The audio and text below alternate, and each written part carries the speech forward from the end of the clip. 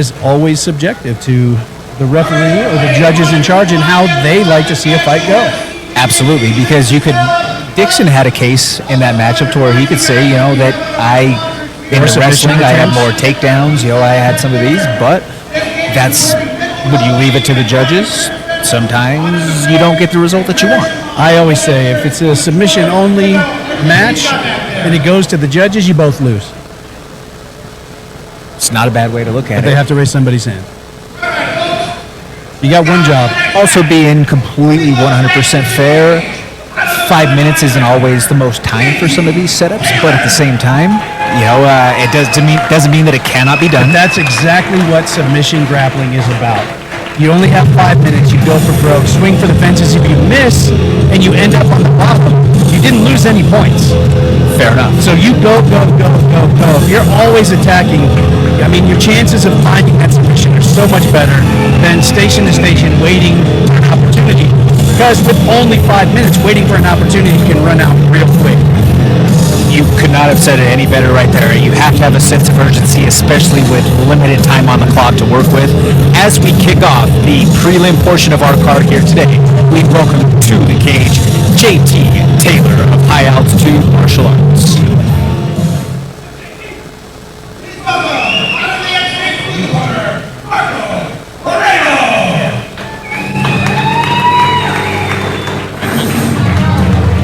And now, making his way to the cage, we have Marco Moreno. Moreno today is representing 10th Planet Denver. This is a 145-pound no-gi matchup. Per the rules and regulations, this is one round of regulation followed by those 2 overtime periods should they be necessary. Let's not use it. Let me back on camera.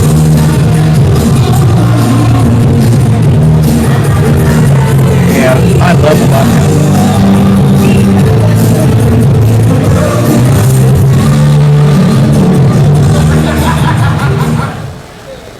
Is that some Pokemon? Yes, it was. I knew your generation could save me. It's like tail end of mine right there, my friend.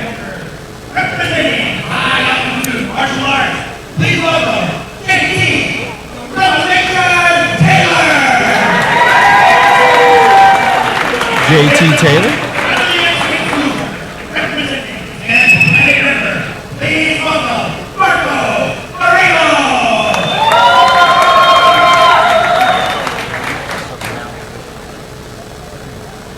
All right, and we are about to get underway.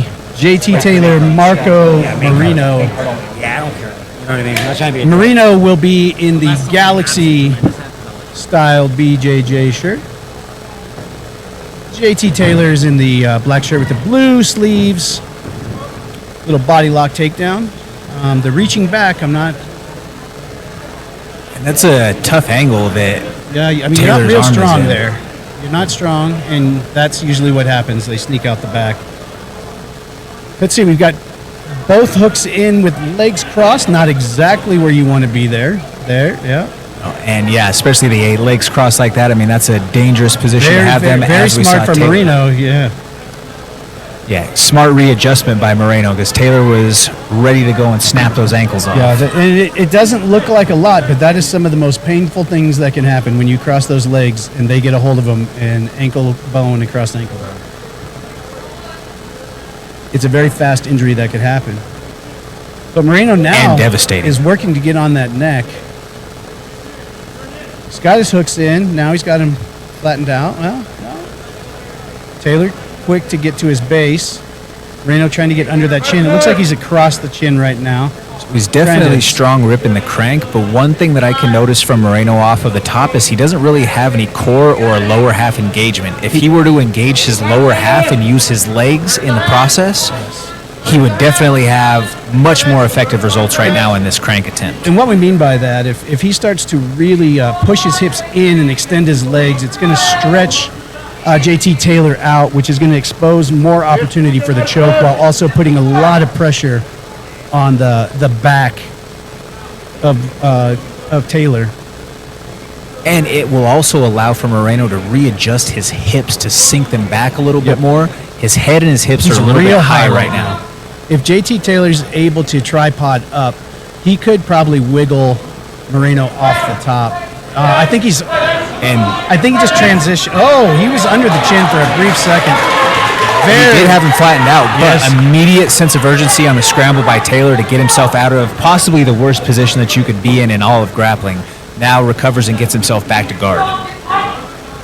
Still not in a great position if you're JT Taylor, but you are out of very extreme danger. He was in danger. Position. Now he's in a spot that he can regather himself and start to work. Now the clock is working against him tremendously at this point.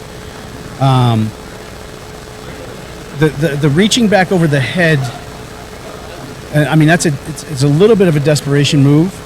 He needs to open his guard and clear his hips way more than he is worried about reaching back over the head like that. Being trapped on the bottom with your guard closed is a really tough spot to be in. I know he's trying to work that guillotine. I just don't think he's gonna be able to get that arm through when Moreno's that glued to him. And especially with basically a body triangle being locked up in that closed guard, he's not giving himself enough opportunity to gain the space that he needs to really, truly thwart any sort of attack that is going to merit any sort of counter or defense from his opponent. If he thought he was in a spot where he could get his hands there, you want to see him open that guard, drop his heels, scooch his butt out just a little bit so he can get that armpit over the neck. But again, he's working from that closed guard position. And closed guard in a no-point submission grappling, it's a very tough spot to work from.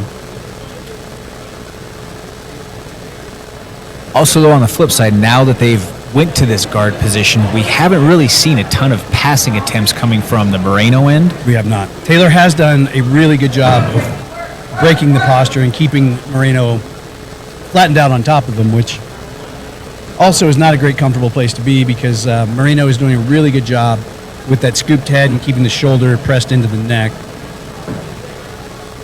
Now we've got the open guard from Taylor. This is where he wants to be. He needs to be moving from here, creating that space. See, now he was able to get his arm under. If he can get his heels down and create some space, oh, he's going to come topside with it, but he lost. Gets the sweep, but the leg entry from Moreno on the backside. And legs. Both guys going after each other's leg right now in a furious pace to grab and Taylor twist a moving foot. towards a toe hold. No. I'm not exactly sure how Moreno is trying to work topside there. My foot would have been off and thrown into the crowd. Some rubber joints by these young guys right there, testing out the limber aspects of their lower leg extremities. I promise you, I've not seen the bottom of my own foot in at least 5 years. That I don't doubt. And he was just staring at it like it was a Tuesday. We're working on the belt line, much less the bottom of the foot. There we go, time.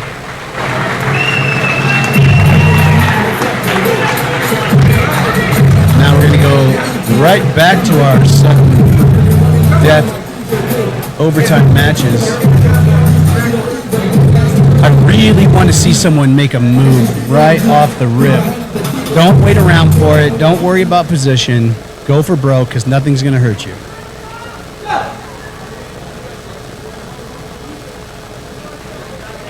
I do not like the slow, methodical approach in overtime at all.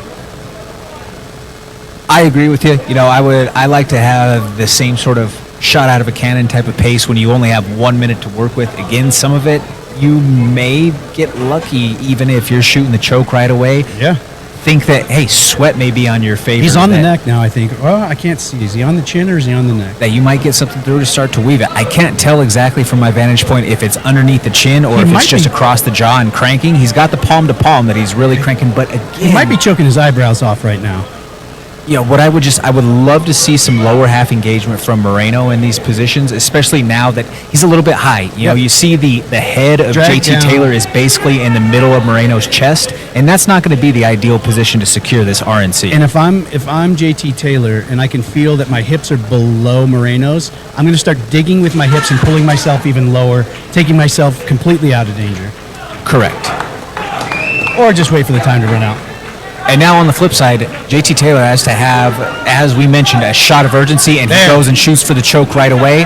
In my opinion, he has to secure this choke in order to win this match. I would say he was definitely behind in the regulation. The fact that he jumped this choke with urgency right off the rip, I But think he's it is on a- the chin. It's on the chin. It's a top arm choke. But His he head is position engaging kind his of legs. off. You see, he's trying to stretch it out. He's pushing those hips in, trying to get that back arched. Correct, but it's some of the same element that we saw from the previous exchange in that he's a little bit high. Yep. And especially with a top arm choke, he wants to have his head on the bottom side of his opponent, not above it in terms of north-south real estate. Yep. Now Moreno's in that same similar position. If he starts digging with his heels and pulling himself down, he takes the angle of choke away immediately. And he's safe from the choke right now. He's got a hand in stopping it. Yeah. And Taylor was very slick in changing hands on that. When he can't get under the chin, I'd really love him to see him work one hand under the other to try to get to that chin instead of a whole arm transfer. You're giving them the ability to put their chin back down on the whole arm transfer. But for these two guys being so young, Oh yeah, great match. great matchup. That's the thing. Like we're going to critique and we're going to say I would do that. It's easy from these chairs right here where we don't feel the pressure on our chin. We don't see anything. But these guys have been really putting in work. You don't see youngsters like this able to maintain their cool, get in dangerous positions, and just maintain and work their way out. Yeah, absolutely. You have to love to see it.